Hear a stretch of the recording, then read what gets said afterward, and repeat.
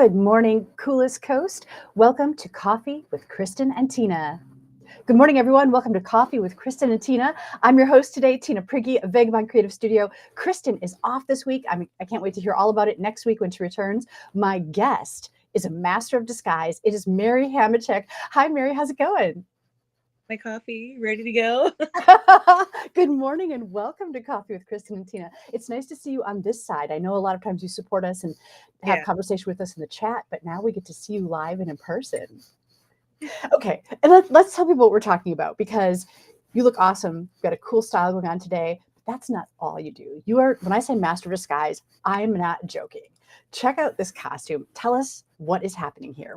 What are you dressed as, and how did you get this incredible costume?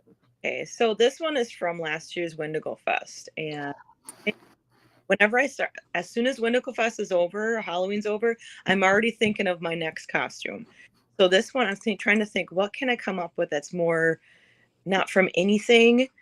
I'm not sure what got me this idea. I thought, oh, dragons. I love dragons, Dragon Queen. Oh my gosh, I have to do Dragon Queen. And I was at Hobby Lobby. So the back piece with all the foliage, I was at Hobby Lobby and I thought, what am I going to use for the back piece?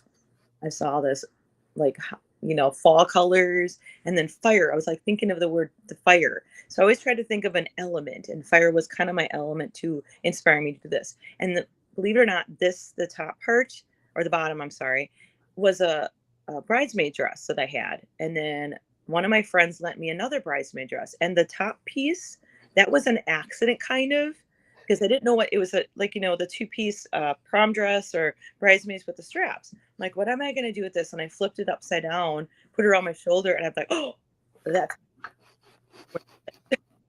It's gorgeous. I mean, it's so gorgeous. And then the gloves with the claws, are those handmade too? The gloves are just regular gloves, and I bought these. I went online, and let me tell you, online is amazing for getting stuff. You can get anything on there. I bought these little claw things that go over your fingers, but they were so heavy they didn't stay on. So I just hand glued and sewed them to the fingertips of the gloves, so that would be easier just to pop on because they were pretty heavy, and they had like black jewels. They were awesome. They're like. How long did it take you to put this whole costume together until you were satisfied with it? Let's see, I'm trying to start. I usually start when I have a big idea like this. I usually start like May, June. My gathering time. I gather all my parts that I want to get, and then I start working on it. This took me probably like, May to June. I want to say about 4 months. Okay, and then on the day that you're ready to wear it, how long does it take you to get into costume? Let's see, that took me a few hours because it's a process. And actually, part of the costume I couldn't put on till I got down to the fairgrounds because so I can't drive with that. And then that piece was really tall. There's no way I would have been able to fit in my car with that piece. And then the dress part I had to actually kind of fold when I was driving because I didn't anticipate that. So, but yeah, I pretty much had the rest of the costume in my back seat and I put it on in the parking lot, like the back piece, the headpiece, because there's no way I could drive unless the flatbed truck or SUV, I'd lay down in it. But yeah, so it took a couple hours. And I usually think, oh, how am I going to do this? I practice. I do what is called a dress rehearsal so I can try it on to see how long it takes me to put on and how cumbersome. And there's two things that I think of when I'm making a costume. A, am I going to be able to drink anything with this costume? B, if I'm able to go to the bathroom.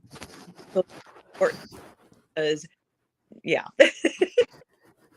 That is important to know, and those are two really good points to keep in mind. Okay, so you invest this time, you make this incredible costume. Once you've worn it, will you wear it again? Or is it sort of like been there, done that, and you're on to the next thing? We'll wear it again. In fact, I'm planning on, I've never been to the Renaissance Fair. I go so bad, never been. I want to wear this costume there. And that's my goal. I want to wear that. I have like a red yarn wig. I'm debating whether to wear that or do braids and stuff in my normal hair. But yeah, I plan, and I mix and match stuff. I never get rid of anything because I use a lot of these pieces through other costumes. And like I said, I wear these again. Yeah, this would be so cool at Renaissance Fest. Yeah, I would love to see that. So tell me about the staff. It looks like in this picture, the staff is illuminated at the top. Yeah, I took, well, the staff itself, I ordered just a wooden staff. The top part, believe it or not, was I went to Hobby Lobby and bought these little, ornaments, Christmas ornaments, just a clear one for crafts. And I took cellophane, different color pieces of cellophane, stuffed it up in there. And then I bought this light bulb thing. It was amazing. It takes 8 batteries, by the way, but this little bulb, and you can have settings to make it look like it's flickering, like it's flame. So I put that up in there. I glued that bulb on top. The claw was made out of foam. By the way, I love those sheets of foam. They're amazing. You can glue them, you can sew them, everything. So I took and cut out little pieces of scale and I glued every piece to make a claw. Because I tried paper mache, started cracking. So I thought that's not going to work. And I put those on. That's the claw around it. But yeah, it's just a Christmas ornament, clear, just did that, put the bulb in there. And I rigged up, I had to cover up the battery pack, some foam sheets, and built up on it. And so a lot of times I don't have an actual plan. So that claw was kind of a plan, but not really. So I had to kind of plan it as I went. You're amazing. You're amazing, Mary. Your talent is incredible. And I just want to move on to another picture because I want people to see too that it's not just this one costume. You've done so many. And I think too, I mean, if I met you in this costume, first of all, I'd be terrified, but I wouldn't recognize you. I've often called you a shapeshifter because I think one time we were in Heartorama together and you switched costumes and I'm like, oh, here's a new person in the show. And it was you. I love that phrase. I think that's really cool. Okay, so tell us what's going on here. Well, this was, I think, not this year, but last year, Wendigo Fest. I didn't know what I was going to do. I didn't have any extra stuff. I thought I'm just going to take what I have and throw it together. And I didn't really have a plan with this one. And I remember goes back to where reusing costumes.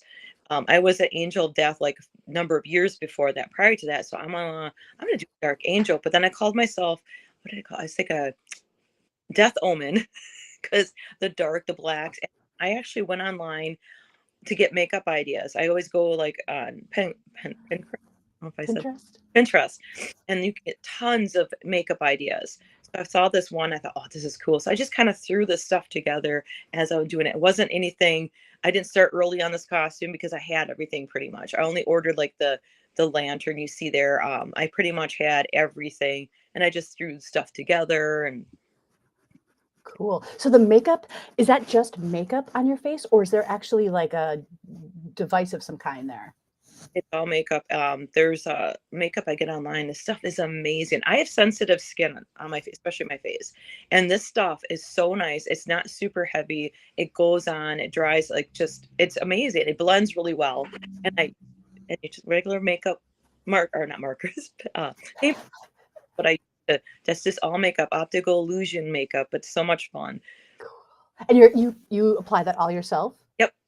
Man, you're amazing. Okay, so this is also Mary. It's not a real statue. This is Mary. I love this costume. This is really cool. Tell us about this one. Well, this was actually an idea I got, and then people know this from what is that name of it? There's a series on TV. I can't think right now, but it was a weeping angel. Oh, from Doctor Who? Yeah, and I never I just typed in creepy angel statue, and this lady, she made her daughter's costume popped up. I said, I can do that. So that idea, but I kind of made it my own. It's still a creepy angel. People kept saying, Doctor Who. I said, yeah, that's the idea, but I just want to do a creepy angel statue. I didn't have that scary face, but I just wanted to do angel statue. I came up with that, and I actually went to Goodwill and bought, I love Goodwill and St. Vinny's for costumes. That's where I buy a lot of stuff.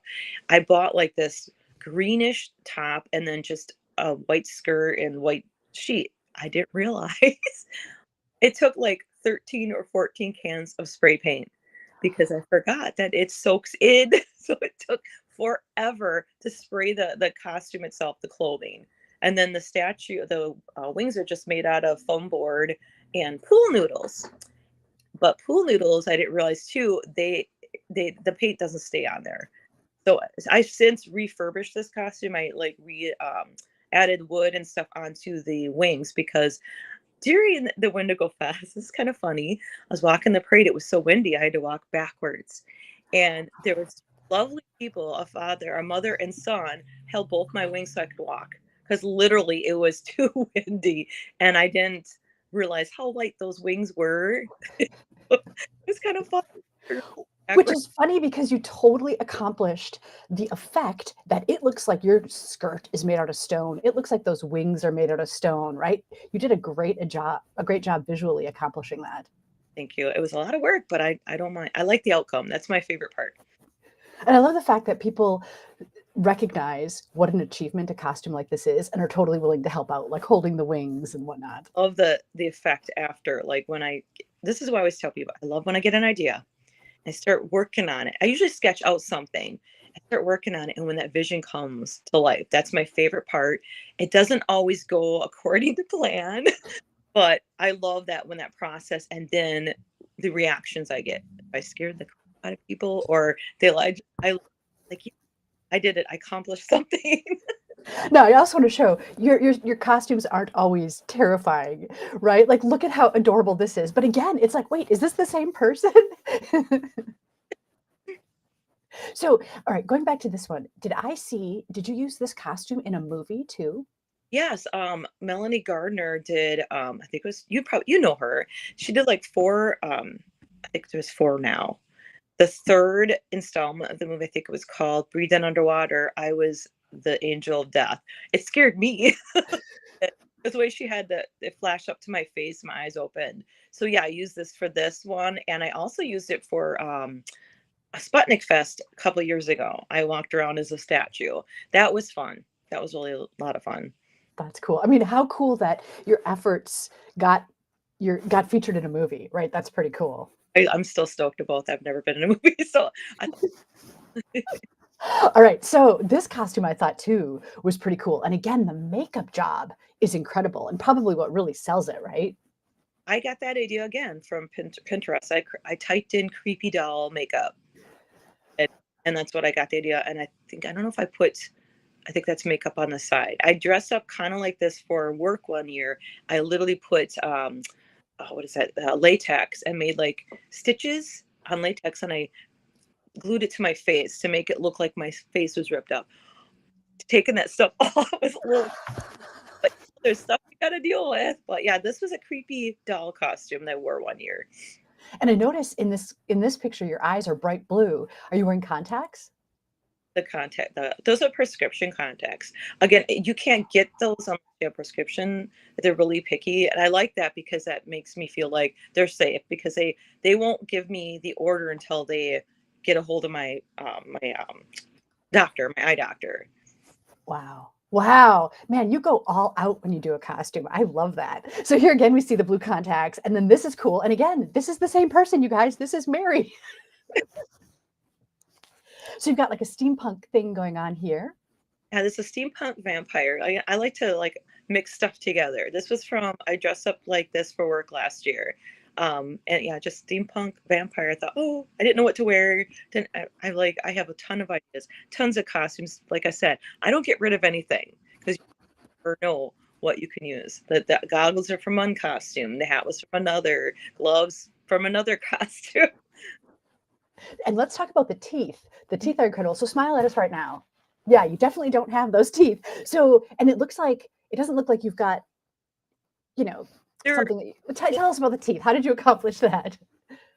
I don't get those from a costume store. I order those online. They come with little like plastic pellets. You have to like melt and you mold them to your teeth. That's a little tricky. It took me 2 or 3 tries the first time I ever did those.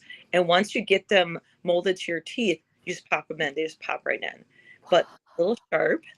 And the first time I wore those, I actually had 2 little, I don't know, not holes, but like my bottom lip, because they're so sharp. You can eat and drink with them. It's a little tricky, but once you get them molded, they pop right in and they're comfortable. That's amazing. All right, it passes the eat and drink test. Yep. So, okay, let me just see what else we've got here. Oh, okay. My God, Mary, this is so scary. What's this? This was my fire demon costume. I actually got the idea from, I'm a huge Lord of the Rings fan. So I got the idea from Lord of the Rings, their Balrog, their fire demon. I thought, oh, I love this, but how am I going to do fire safely? And like, obviously I can't have real fire. So again, I used that bulb I told you about.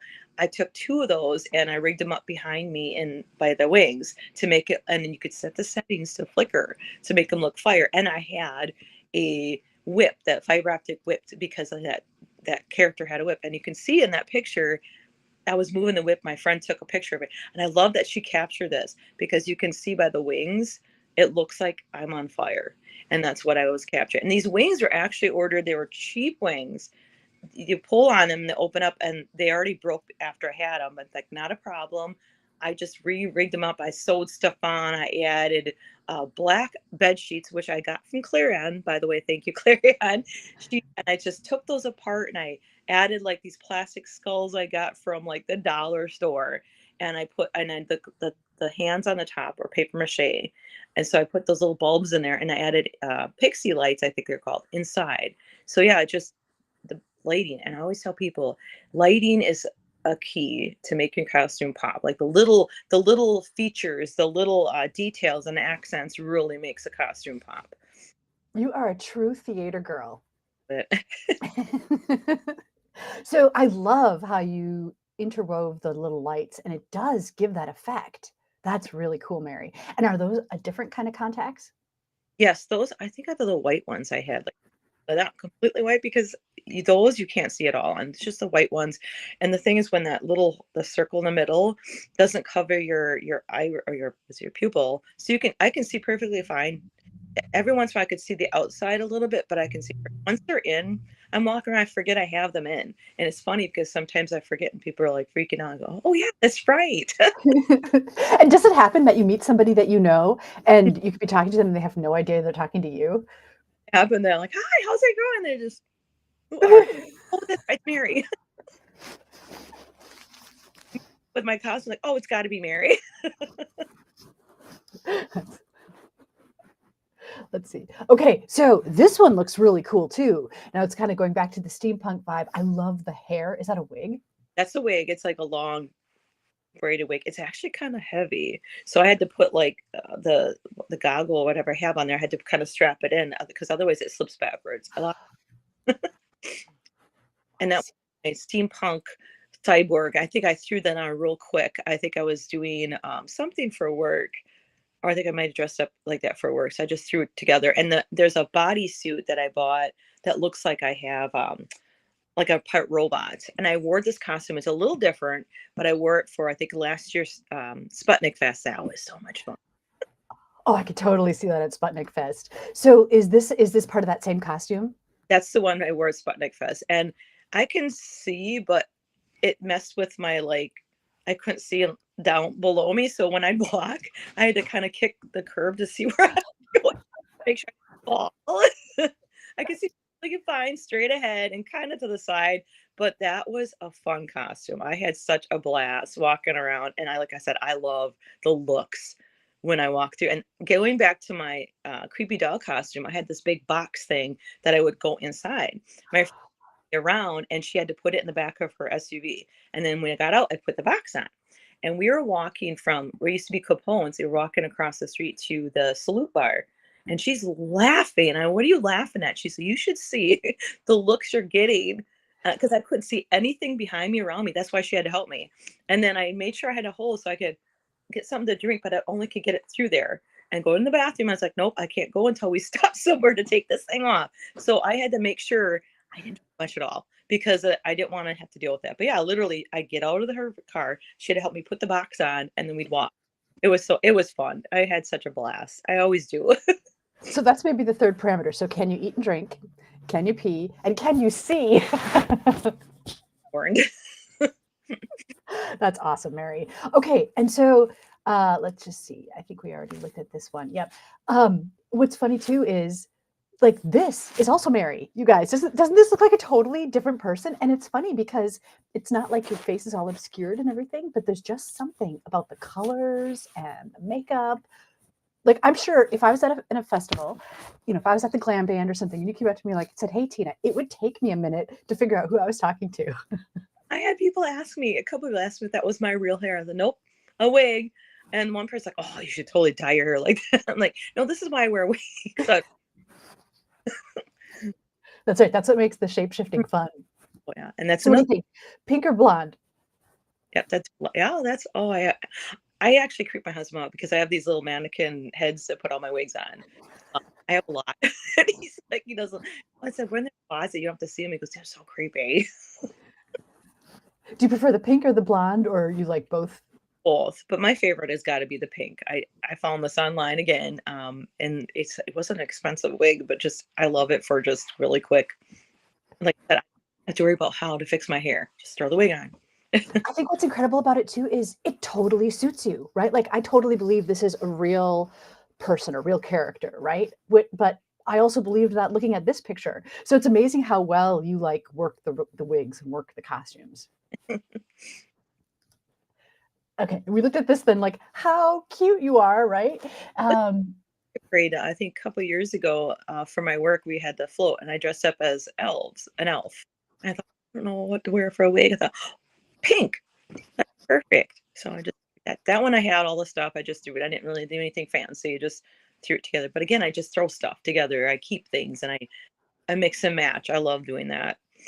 And so what I love too is you're not waiting for Halloween in order to pull out a costume. You're not waiting to be in a show where you need a specific costume. You're taking every advantage to be in costume whenever you can. I love it. It's my hair. This year for Shamrock for Shelter, I dressed up as a leprechaun, and that's a wig that was from the movie Brave. I have her costume. I don't know if I included that, but I dressed up as Merida. Again, I keep these costume wigs. You can mix and match it, use them for another costume. I wore this for the Shamrock for Shelter this year. When you put a costume on, like when you put this on versus like the Angel of Death, does it change how you feel? Like, does a little character come out? Are you playing a character when you're in those costumes? Character like like the fire demon. I like and then it shows up my face, and then it's just this one. It's just happy leprechaun. Does your husband like to dress up too? Not too often. That's why when he does, one year he dressed up as, I think he was working at Moore's and they had a Harry Potter night and he dressed up as Snape. I should have showed you that costume. It was unreal. He even had a wig and I'm like, wow. So he doesn't too often. He doesn't get into it, but he doesn't mind. He loves that I get into it. He loves, he laughs because he goes, I have to sacrifice our house for a little while. But like I have stuff everywhere. Right now we're in the process of redoing our basement, and our front room of our basement is going to be my art room because right now I'm at capacity. I cannot fit any more costumes in the spare room I have upstairs. So we're redoing that front room. That's going to be art because there's a utility sink down there. So then we do that and then buy some clothing racks, and I'm going to move everything down there, but we have to fix it, and it's kind of damp down there. So we're going to get a dehumidifier, all that whole thing. So everything's going to be eventually down there. Wow. Wow. Hey, are you currently working on a costume? Do you have some plans coming up? Yes, I do. I mean, I think last year was the last year they're going to have Wendigo Fest, but I don't know if it'll be something else, but that's not going to stop me. So, right, I already had an idea, and I'm going to start probably working on that pretty soon. Nice. And what's your next opportunity to dress up in a costume? I'm trying to think what would be. I think at the Mad Hatter or the Shrunken Head, there's plans. I think in October she's gonna have like what's called a dark cabaret, and some of the songs I did sing some songs last year for the Wendigo Fest, so I'm gonna be doing that. But I think I don't know when the next one's gonna be, but cool. Oh, you guys, watch out for cool costumes. It's probably Mary, but you probably won't recognize her. Mary, thank you so much for joining me today and having this conversation and sharing your art. I'm so inspired. Well, thank you for having me. I'm so flattered. I have one more thing to say. I think I said this to you before. Anybody that says they don't have any creativity in them, no. I think everybody does. Because once you tap into that creative side of you, you won't believe the stuff you'll come up with. You can come up with some amazing stuff. So everybody out there, you do have a creative bug. I know you do. That's awesome. I love that. Embrace your creativity. Okay, thanks, Mary. My guest today, Mary Hamachek. You've been watching Coffee with Kristin and Tina. Take care, everyone. We'll see you next time.